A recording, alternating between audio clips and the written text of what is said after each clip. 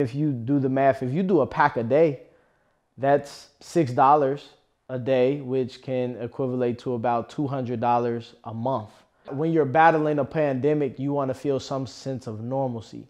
So you do have those vices that come about. So if you're thinking you're spending $200 to $300 a month on something that is not a necessity, and over time that is thousands of dollars per year. You think if you get $1 raise working full time, right, 40 hours a week, that raise equivalates to 2,080 cents, right? Yeah. That's how much people are spending their raise.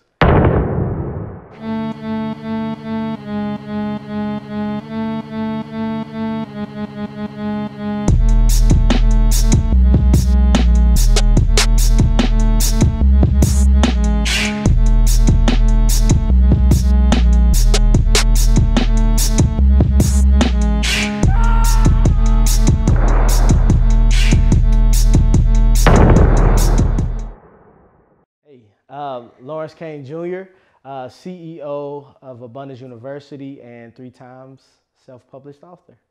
Sure, so Abundance University is a financial empowerment company. So we do financial literacy for both the youth and adults, and then we also do a variety of financial coaching, both for personal finance as well as entrepreneurs.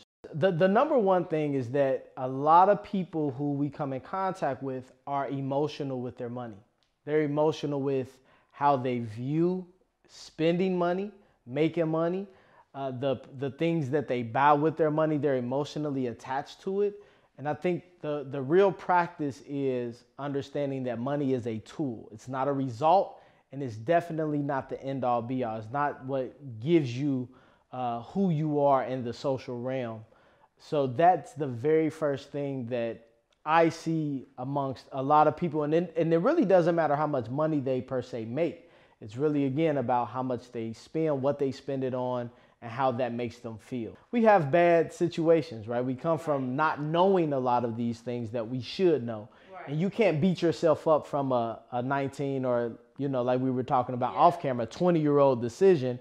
And you're, 10 years from now, you're still harping on, that school check that you blew. Like that's not going to be something that you can change, but you can change how, again, you move forward. Yeah. You're now smarter, you're wiser, and you actually, a lot of us that are in our, late 20s, early 30s, we actually have things that we are fighting for. And it's important to get our finances together so we can fight those fights.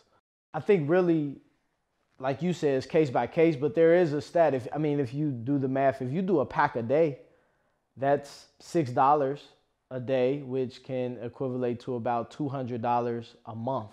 Mm-hmm. And just the use of tobacco. If you drink, if you're drinking, especially if you go out to bars, we know that alcohol is way more expensive in a social setting than it is at home. So then you factor that in. When you're battling a pandemic, you want to feel some sense of normalcy. So you do have those vices that come about. So if you're thinking you're spending $200 to $300 a month on something that is not a necessity, and over time that is thousands of dollars per year. You think if you get $1 raise working full time, right, 40 hours a week, that raise equivalates to 2,080 cents, right? Yeah. That's how much people are spending their raise in tobacco or alcohol. But then you say, man, I need to save more money, or I need to do more with my money. That's one of the main things. If you can cut back, and gradually, get off of these things, that again, you can now put that money into investment accounts. You can put that money into a business that you may want to start, or you can start having an emergency fund of 6 to 12 months. You talked about COVID. Yeah. There's a lot of people that just they didn't have money saved. There's businesses that didn't save money, and now we're dealing with that effect of not being diligent with our money.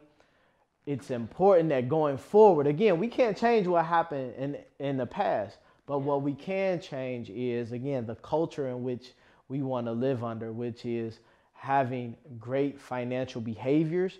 And I think quitting, those addictions and really fighting, against it on a consistent basis and being around the right people will help us get to those points. When you have these addictions, these health issues, it limits you to get coverage, and it also limits the amount that you can get. So you have people that have $1 million policies, but they don't have any addiction. So their premiums are lower, and they are able to wield this policy to their loved ones if something happens to them.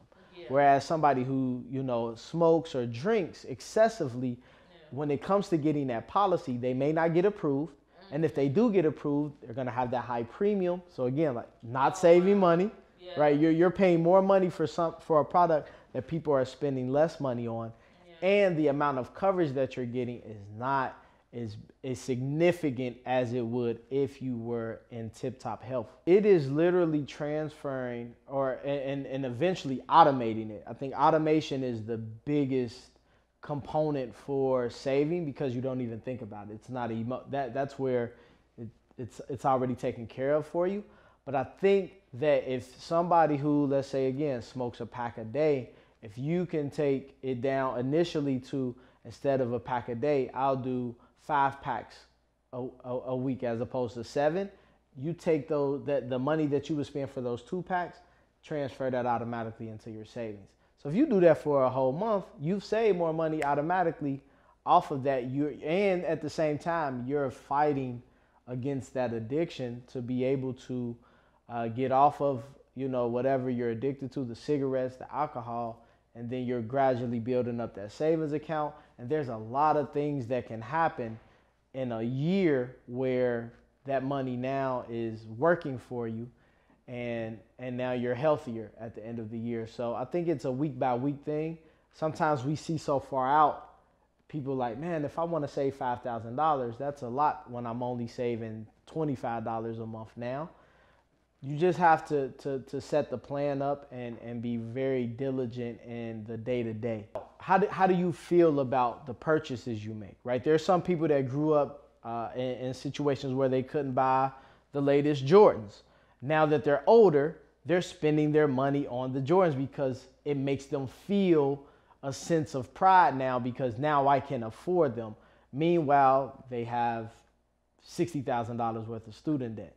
They have, different balances that they go overdue. And now you're paying fees for things that you had the money, but you're spending it on Jordans. So it's again, that piece where you grew up a certain way. Now you're emotional about being able to afford it when you can spend that money somewhere else. Also, when you talk about saving, right? I think we all fundamentally know that saving is a good thing. And saving is really a necessity in capitalism. But then when you talk about, man, you feel like it's a sacrifice. So now you feel like it's a bad thing to save when fundamentally it's good. So you're fighting yourself on something that is actually going to benefit you. And my motto is saving is spending on your future self. Okay. So I think if people get that mindset, again, it's the principles. In my book, all 3 books I've written are all principle-based books. So from the business owner to the husband that just wants to be better for his finances to a teenager who is about to, start applying for colleges. We have books for those people to get the right mindset, get their emotions out, and then be able to replace the emotions with principles. So I think it was Warren Buffett that talked about, you don't spend and then save what's left. You save and then spend what's left. So I think first and foremost, you have to make saving a bill. So when you write down your monthly items, the monthly bills, the monthly expenses, you have to factor in saving. And again, it doesn't have to be this big amount. I try to, with my clients, I try to get them to what I call a stress-free number, where it's like you don't feel like, again, it's a burden for saving that, or you feel like you're going to touch it because it may be a sale or anything like that. So that's the very first step. Get that number to a point where, it can be $5 a month for all I care. If it's a number where you know you're not going to touch it, start there. But then we also have to be innovative in how we generate money, because we usually spend money every day, but we only generate money. We only touch money every 2 weeks or about, so those are the things where it's like you have to be innovative in how you drive income into your household. Everybody should have an emergency fund of what I believe $1,000 per person in the household. That should be the very first goal. So again, if it's 4 of you, you should have $4,000, because the more people you have in your household, the higher your expenses are, and the chances of if something happens, you will have to pay a little bit more than what somebody else would, right? So that's the very first thing that you want to look at. You set that goal. Then you also look at, again, I think COVID has shown us that we have to have at least 6 months of living expenses, right? We're in November and we've been in this since March. So I think getting having that tangible, okay, we have enough to where the bare minimum groceries, housing, and, transportation, if you drive to work, and if you have a car note, those things are taken care of for 6 months while you continue to cultivate what those next 6 months will look like. It's just, again, bare minimum. We have to think, one of the principles in my book is you have to remember that the seed is smaller than the harvest. It's always smaller. You see these big trees, it started with one small seed. So if you continue to sow seeds every single day, and again, embrace the journey in which what you're on, it just has no choice but to come to you, because you're putting all of that energy into it. And you're not, again, it's not an emotional thing. It's a principle driven thing.